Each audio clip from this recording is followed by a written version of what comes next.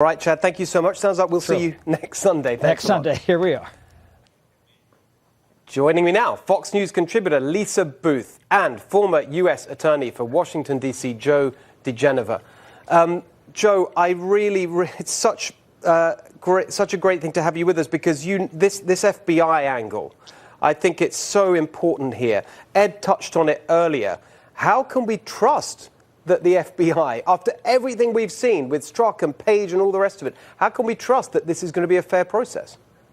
Well, I don't think the problem is with the agents who are doing this particular background investigation. The trouble with the FBI has been with James Comey and Strzok and Page and McCabe and all the people at the top. I think we can have confidence, even with Christopher Wray, who was an empty suit at the head of the FBI, that this will be done correctly and swiftly. I don't have any concerns about that. What I think is truly fascinating is that the New York Times thinks that a dirty cop like James Comey can write an op-ed opinion when he is about to be indicted by the Department of Justice.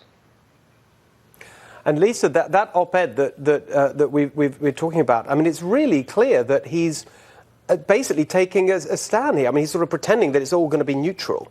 But if you just read what he's written, he's not being neutral. He's assuming that Kavanaugh's guilty of all the charges. He's just the same as the Democrats on the committee. Well, right. And as Joe pointed out, James Comey is a hack. And I think it's so laughable that now the people that are praising him or looking at his opinion of anything of substance are the same people that have been attacking him and attacked him throughout the Hillary Clinton investigation.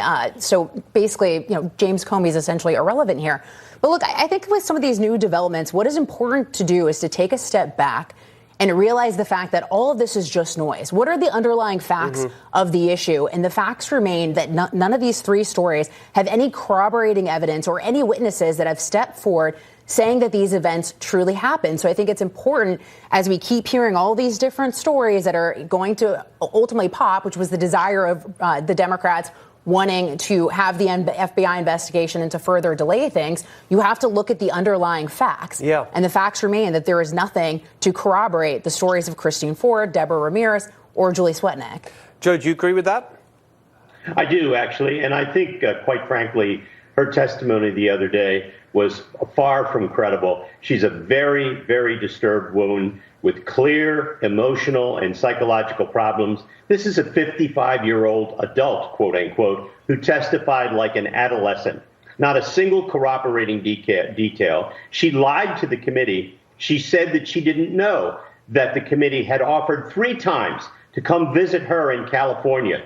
Now, we know that her lawyers knew that that offer had been made because they told the committee that they knew it. So that means she's either dumb as a post or she lied to the committee under oath. And according to Richard Blumenthal, that stellar legal star, senator, if you've lied once, then everything you've lied about should not be believed. I think that Christine Blasey Ford is a very, very sad woman, and not a thing that she said should be believed, and none of it has been corroborated.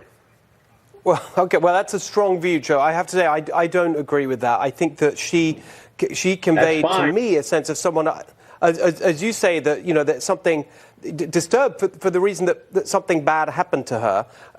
But I don't think that the way it's been handled is. There's no evidence that Brett Kavanaugh had anything to do with what happened to her. I mean, she may very well believe that something happened to her, but none of it relates to Brett Kavanaugh, and she presented no evidence other than her stark, raving testimony that it was he. Yeah, I think that's the thing that I think a lot of people are wrestling with, is that they believe both of them, and how can that both be true? And I think there's a good answer to that. Also, Joe, really good points there about the lawyers and Deborah. We'll get to that after the break, because I really want to get your take on all of that. But last word on this, Lisa. Well, I was going to say Joe's right. I mean, look, there have been the only thing consistent about Christine Ford's story is the fact that it has been inconsistent. She had previously said that this event happened in her late teens. Now she's saying that it happened in 1982 when she would have been 15 years old. She doesn't know how she got there. She doesn't know how she got home.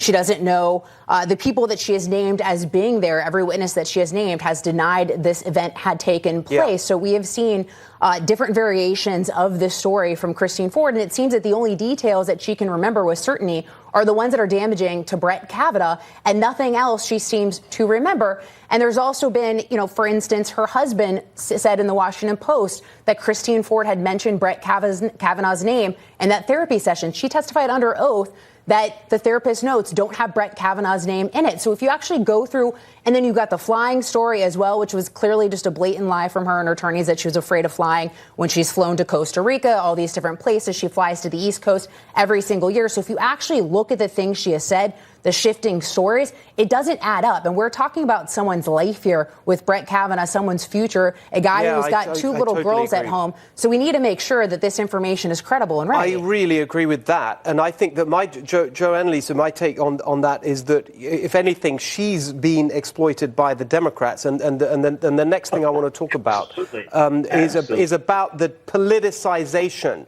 and what the Democrats have done here, because it goes beyond this case. And I think it's incredibly damaging to our whole society, frankly. Anyway, stick around, Joe and Lisa, for that. Coming up, more on the Kavanaugh confirmation, plus Swamp Watch takes a